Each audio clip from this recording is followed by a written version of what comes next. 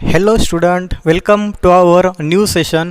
हा आपला session number 12 आहे. ओके, तर सेशन नंबर 11मध्ये आपण बायोटिक एजंट्स याच्याबद्दल इन्फॉर्मेशन पाहिली. ओके, आता आपण त्या पुढचा पार्ट या ठिकाणी स्टार्ट करतो आहे. आपल्या बुकमधला जो नेक्स्ट पार्ट आहे दॅट इज आउटब्रीडिंग डिव्हायसेस.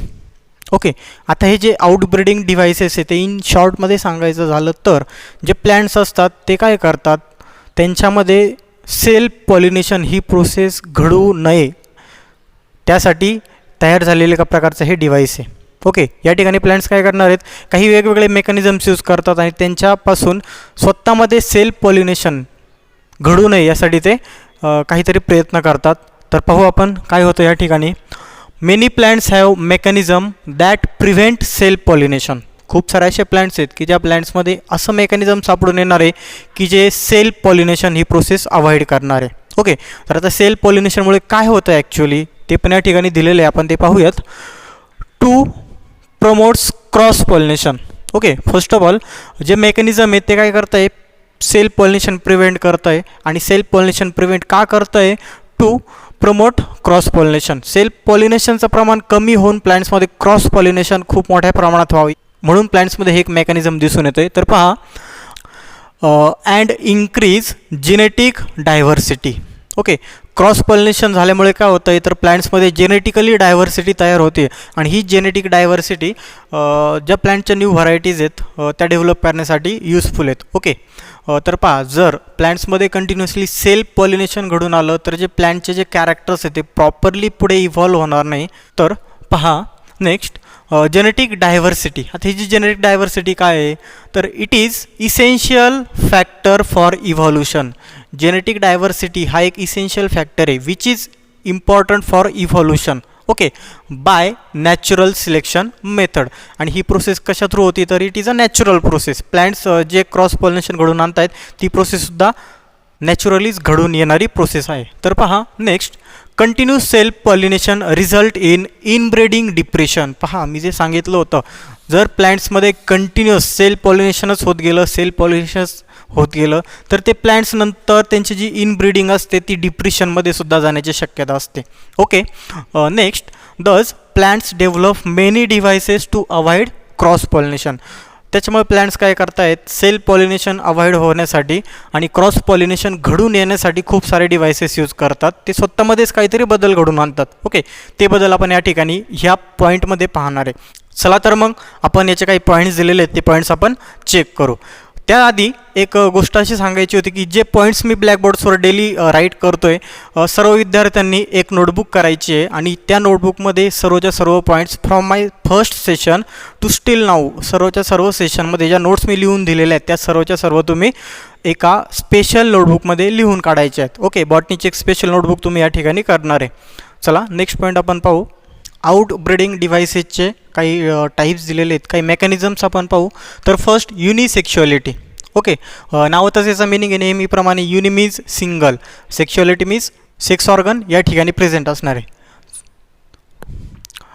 तर पहा, in this case plants bear either male and female flowers. ह्या केसमध्ये काय होतं आहे, जे प्लांट्स असणार आहेत त्याच्यामध्ये जे फ्लावर्स आहेत एकतर ते मेल फ्लावर सापडतील किंवा एकतर फिमेल फ्लावर सापडणार आहेत. ओके, आयदर मेल फ्लावर और female flowers as flowers are युनिसेक्शुअल.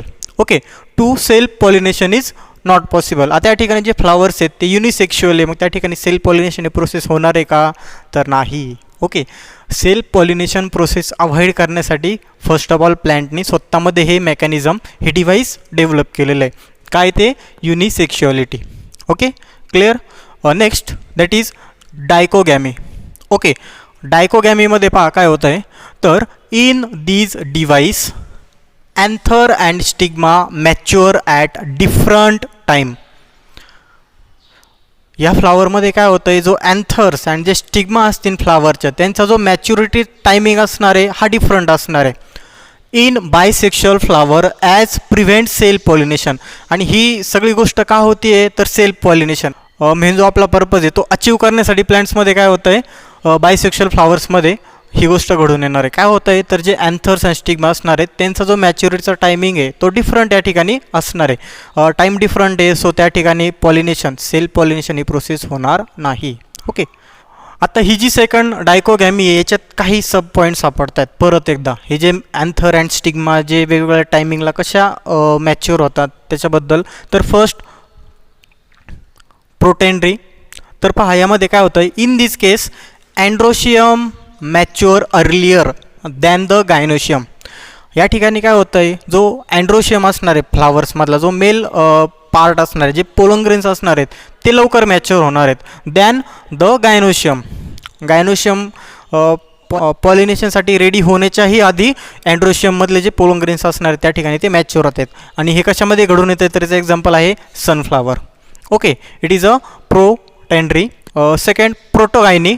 प्रोटोगायनीमध्ये पहा काय होतं आहे, in this type gynoecium mature earlier than androecium.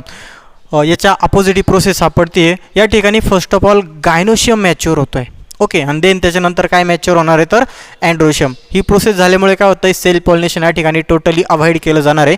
यातलाच next point that is prepotency. प्रीपोटेन्सीमध्ये पहा काय होतं आहे, pollen grains of another flower germinates rapidly over the stigma. एका फ्लावरवर जी स्टिग्मा असेल फ्लावरची त्या स्टिग्मावर ज्यावेळेस दुसऱ्या फ्लावरचे पोलन ग्रेन्स येऊन पडतील त्यावेळेस ते खूप रॅपिडली ग्रो होणार आहे. ओके, आणि त्या ठिकाणी ते पोलन ग्रेन्स रॅपिडली ग्रो झाल्यामुळे काय होतं आहे, त्या ठिकाणी सेल्फ पॉलिनेशन अवॉइड होतं आहे आणि क्रॉस पॉलिनेशन घडून येतं आहे.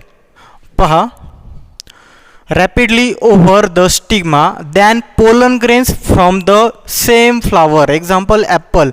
मी सांगितल्याप्रमाणे ज्यावेळेस फ्लावर्समध्ये स्वतःचेच अँथर्स जे पोलंग्रेन्स त्या स्टिग्मावर पडतील त्यांचा जो जर्मिनेटिंग स्पीड आहे, जो रेट आहे जर्मिनेटिंगचा तो या ठिकाणी कमी असणार आहे कम्पेअर टू अदर. मग त्याच वेळेस जर सेम टायमिंगला दोन्ही प्लॅन्ट्स मीन्स सेल्फ फ्लावरचे आणि दुसऱ्या फ्लावरचे त्या ठिकाणी जर पोलंग्रेन्स पडले तर फर्स्ट ऑफ ऑल जो दुसऱ्या फ्लावरचा जो पोलंग्रेन्स त्या ठिकाणी पडलेला आहे तो लवकर जर्मिनेट होणार आहे. अशा पद्धतीने प्लॅन्ट्स काय करतात, सेल्फ पॉलिनेशन अवॉइड करतात. हे डिफरंट डिव्हायसेस आहेत. याही पुढे काही आहेत ते आपण पाहूयात.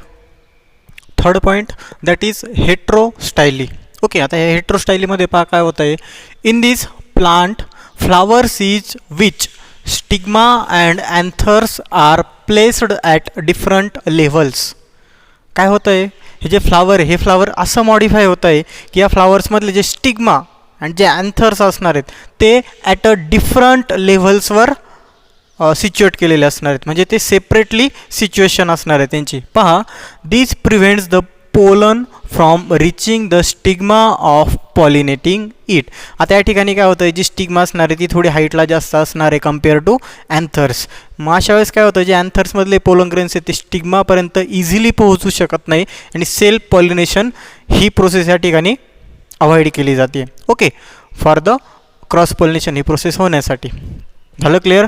नेक्स्ट हर्कोगॅमी. ओके, आता ह्या हर्कोगॅमीमध्ये काय होतं आहे, it is mechanical device to prevent self pollination in bisexual flowers. Bisexual फ्लावर्समध्ये सापडणारं हे एका प्रकारचं मेकॅनिझम आहे. ओके, तर पहा, in plants natural physical barriers is present between two sex organs. आता या ठिकाणी प्लॅन्ट्समध्येच अशा पद्धतीने मेकॅनिझम होणार आहे किंवा ॲडॅप्टेशन्स होणार आहे की या ठिकाणी काही natural and physical mechanisms barriers या ठिकाणी क्रिएट केले जात आहेत. ओके, आणि हे बॅरियर्स काय करणार आहेत तर it prevents between two sex organs. Male and female जे सेक्स ऑर्गन्स आहेत ते दोघांना एकमेकांपासून सेपरेट करण्याचं काम याच्या थ्रू केलं जाणार आहे. Okay, and last that is self incompatibility. Okay, तर पहा, in this genetic mechanism due to which germination of pollen on stigma at the same flower is inhibited. Means काय होतं आहे, एका सेम फ्लावरवर त्याच फ्लावरवरचे अँथर ज्या स्टिग्मावर पडतील त्यावेळेस प्लॅन्ट ते ग्रो करण्यासाठी अलाऊ करत नाही, तो इनहिबिट करतो. मीन्स तो डायरेक्टली परवानगीच देत नाही आहे. ओके, अशा पद्धतीने या डिफरंट मेकॅनिझम्स आहेत किंवा डिफरंट डिव्हाइसच्या मदतीने प्लॅन्ट्स सेल्फ पॉलिनेशन ही प्रोसेस थांबवतात.